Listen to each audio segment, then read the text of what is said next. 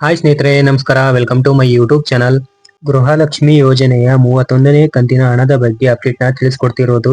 ಗೃಹಲಕ್ಷ್ಮಿ ಯೋಜನೆಯ ಫಲಾನುಭವಿಗಳ ಖಾತೆಗಳಿಗೆ 2,000 ಏನಾದರೂ ಜಮಾ ಆಗುತ್ತಾ ಅಥವಾ ಅದಕ್ಕಿಂತ ಹೆಚ್ಚಾಗಿ ಹಣ ಜಮಾ ಆಗುತ್ತಾ ಅಂತ ಅಂದು ಸರ್ಕಾರದ ಕಡೆಯಿಂದ ಯಾವ ಕಂತಿನ ಹಣ ಬಿಡುಗಡೆ ಆಗಿದೆ ಅನ್ನೋದ್ರ ಬಗ್ಗೆ ಕೂಡ ಈ ವಿಡಿಯೋದಲ್ಲಿ ತಿಳಿಸ್ಕೊಡ್ತೀನಿ. ಅದಕ್ಕೂ ಮುಂಚೆ ಇನ್ನೂ ನಮ್ಮ ಚಾನಲ್ಗೆ ಯಾರು ಸಬ್ಸ್ಕ್ರೈಬ್ ಮಾಡಿಲ್ವೋ ಬೇಗ ಸಬ್ಸ್ಕ್ರೈಬ್ ಮಾಡ್ಕೊಳ್ಳಿ.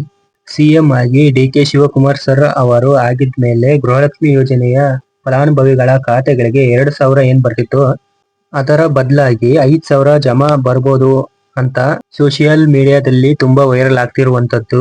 ಡಿ.ಕೆ. ಶಿವಕುಮಾರ್ ಅವರು ಸಿಎಂ ಆದ್ಮೇಲೆ ಗೃಹಲಕ್ಷ್ಮಿ ಯೋಜನೆಯ ಫಲಾನುಭವಿಗಳ ಖಾತೆಗಳಿಗೆ ಏನ್ 2,000 ಬರ್ತಿತ್ತು, ಕೇವಲ 2,000 ಮಾತ್ರನೇ ಬರುವುದು. ಯಾವುದೇ ತರಹದ 5,000 ಹಣ ಜಮಾ ಆಗುವುದಿಲ್ಲ. ಯಾಕೆಂದ್ರೆ ನೀವೇ ಯೋಚನೆ ಮಾಡಿ, 1,10,00,000ಕ್ಕೂ ಹೆಚ್ಚು ಫಲಾನುಭವಿಗಳಿಗೆ ಪ್ರತಿ ತಿಂಗಳು 2,000 ಹಣವನ್ನ ಖಾತೆಗಳಿಗೆ ಜಮಾ ಮಾಡಬೇಕು. ಹಾಗೆಯೇ ಹಂತವಾಗಿ ಕೂಡ ಮಾಡ್ತಿದೆ. ಇವಾಗ 2,000 ಬದಲು 5,000 ಹಾಕಿದ್ರೆ 2 ಪಟ್ಟಕ್ಕಿಂತ ಜಾಸ್ತಿನ ಹಣ ಹಾಕ್ಬೇಕಾಗುತ್ತೆ. ಈ ಹಣನ ಹಾಕೋಕೆ ಸಿಎಂ ಆಗಿ ಡಿ.ಕೆ. ಶಿವಕುಮಾರ್ ಆದ ತಕ್ಷಣವೇ ಈ ಸುದ್ದಿ ಬಂದಿರೋದು. 5,000 ಹಾಕ್ತಿವಿ ಅಂತ ಗೃಹಲಕ್ಷ್ಮಿ ಯೋಜನೆಗೆ ಅಂತ ಅಂದು. ಗೃಹಲಕ್ಷ್ಮಿ ಯೋಜನೆಯ ಹಣ 5,000 ಬರುತ್ತೆ ಅಂತ ಅಂದು ಯಾರು ಕೂಡ ಅನ್ಕೊಳ್ಳೋಕೆ ಹೋಗ್ಬೇಡಿ. ಇದು ಒಂದು ಸೋಷಿಯಲ್ ಮೀಡಿಯಾದಲ್ಲಿ ತುಂಬಾ ಚರ್ಚೆ ಆಗಿರುವಂತಹ, ವೈರಲ್ ಆಗ್ತಿರುವಂತಹ ಗಾಳಿ ಸುದ್ದಿ. ಗೃಹಲಕ್ಷ್ಮಿ ಯೋಜನೆಯ 30ನೇ ಕಂತಿನ ಹಣ ಈ ತಿಂಗಳು 15ನೇ ತಾರೀಕಿನವರೆಗೆ ಪ್ರಕ್ರಿಯೆ ನಡೆಯುತ್ತೆ.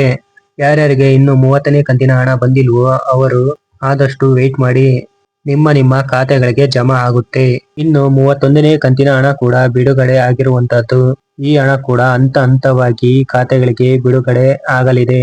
ಇವಾಗ ಒಂದಿಷ್ಟು ಚೇಂಜಸ್ ಹಾಗೆ ಇದರ ಜೊತೆಗೆ ಬದಲಾವಣೆ ಹಾಗೂ ಒಂದಿಷ್ಟು ರೂಲ್ಸ್ ರೆಗ್ಯುಲೇಷನ್ ಗೃಹಲಕ್ಷ್ಮಿ ಯೋಜನೆಯಲ್ಲಿ ಬರುವ ಚಾನ್ಸಸ್ ಕೂಡ ಇದೆ. ರೀಸೆಂಟ್ ಆಗಿ ಸಿಎಂ ಆಗಿ ಡಿ.ಕೆ. ಶಿವಕುಮಾರ್ ಅವರು ಆಯ್ಕೆಯಾಗಿದ್ದಾರೆ. ಅದರ ಜೊತೆಗೆ ರೀಸೆಂಟ್ ಆಗಿ ಏನೆಲ್ಲ ಅಪ್ಡೇಟ್ಸ್ ಬಂದಿತ್ತು ಗೃಹಲಕ್ಷ್ಮಿ ಯೋಜನೆ ಬಗ್ಗೆ, ಈ ಗೃಹಲಕ್ಷ್ಮಿ ಯೋಜನೆಯ ಹಣನ 2,000 ಹಣನ ನಾವು ಯಾವ ರೀತಿ ಜಮಾ ಮಾಡಿದ್ವಿ, ಈಗಾಗಲೇ ಕೆಲವೊಂದಿಷ್ಟು ಮಹಿಳೆಯರು ಸತ್ತಿದ್ರು ಕೂಡ ಅವರ ಒಂದು ಖಾತೆಗಳಿಗೆ 2,000 ಹಣ ಹೋಗ್ತಿದೆ. ಅಥವಾ ಟ್ಯಾಕ್ಸ್ ಕಟ್ಟೋರು ಅಂತವರಿಗೂ ಕೂಡ 2,000 ಹಣ ಹೋಗ್ತಿದೆ. ಒಂದು ಮನೆಯಲ್ಲಿ 2 ಅಥವಾ 3 ಖಾತೆ ಹೊಂದಿದ್ದರೆ ಅಂತಹ ಖಾತೆಗಳಿಗೂ ಕೂಡ ಹಣ ಹೋಗ್ತಿದೆ ಅಂತ ಹೇಳ್ಬಿಟ್ಟು, ಇದೆಲ್ಲ ಹೀಗಾಗಿ ಹೊಸದಾಗಿ ಬಂದಿರುವಂತಹ ಅಪ್ಡೇಟ್ ಏನಪ್ಪಾ ಅಂದ್ರೆ, ಬಯೋಮೆಟ್ರಿಕ್ ಅನ್ನು ಇದನ್ನ ಅಪ್ಡೇಟ್ ಅನ್ನು ಮಾಡಿಸಲೇಬೇಕು ಅಂತ ಹೇಳಿ ಈ ಒಂದು ಹೊಸ ರೂಲ್ಸ್ ನ ತಂದಿರುವಂತದ್ದು. ಪ್ರತಿ ತಿಂಗಳು ಗೃಹಲಕ್ಷ್ಮಿ ಯೋಜನೆಯ ಹಣಕ್ಕಾಗಿ ಯಾರು ಕಾಯ್ತಿದ್ರು ಅಂತವರಿಗೆ ಇವತ್ತು 30ನೇ ಕಂತಿನ ಹಣ ನಿಮ್ಮ ಖಾತೆಗಳಿಗೆ ಬಂದಿದೆ. ಈಗ ನೆಕ್ಸ್ಟ್ 31ನೇ ಕಂತಿನ ಹಣ ಕೂಡ ನಿಮ್ಮ ಖಾತೆಗಳಿಗೆ ಬರಬಹುದು. ಸ್ವಲ್ಪ ವೇಟ್ ಮಾಡಬೇಕು. ಯಾಕಂದ್ರೆ ಹಂತವಾಗಿ ನಿಮ್ಮ ಖಾತೆಗಳಿಗೆ ಹಣನ ಹಾಕ್ಬೇಕು ಅವರು. ಈ ಇಷ್ಟು ಜಿಲ್ಲೆಗಳಿಗೆ ಇವತ್ತು ಹಣ ಬಿಡುಗಡೆ ಆಗಲಿದೆ. ಯಾವ್ಯಾವ ಜಿಲ್ಲೆ ಅಂತ ನೋಡೋದಾದ್ರೆ, ಚಿಕ್ಕಮಗಳೂರು, ಚಿಕ್ಕಬಳ್ಳಾಪುರ, ರಾಮನಗರ, ಬೆಂಗಳೂರು ನಗರ, ಬೆಂಗಳೂರು ಗ್ರಾಮಾಂತರ, ಬಾಗಲಕೋಟೆ, ಹಾವೇರಿ, ವಿಜಯನಗರ, ಬಳ್ಳಾರಿ, ಗದಗ, ಧಾರವಾಡ, ದಾವಣಗೆರೆ, ಉಡುಪಿ, ಯಾದಗಿರಿ, ದಕ್ಷಿಣ ಕನ್ನಡ, ಉತ್ತರ ಕನ್ನಡ, ಚಿತ್ರದುರ್ಗ, ತುಮಕೂರು, ಶಿವಮೊಗ್ಗ, ಕಲಬುರಗಿ, ಹಾಗೆ ಕೊನೆಯದಾಗಿ ಹಾಸನ ಜಿಲ್ಲೆ ಅಂತ ಹೇಳಿದ್ದಾರೆ.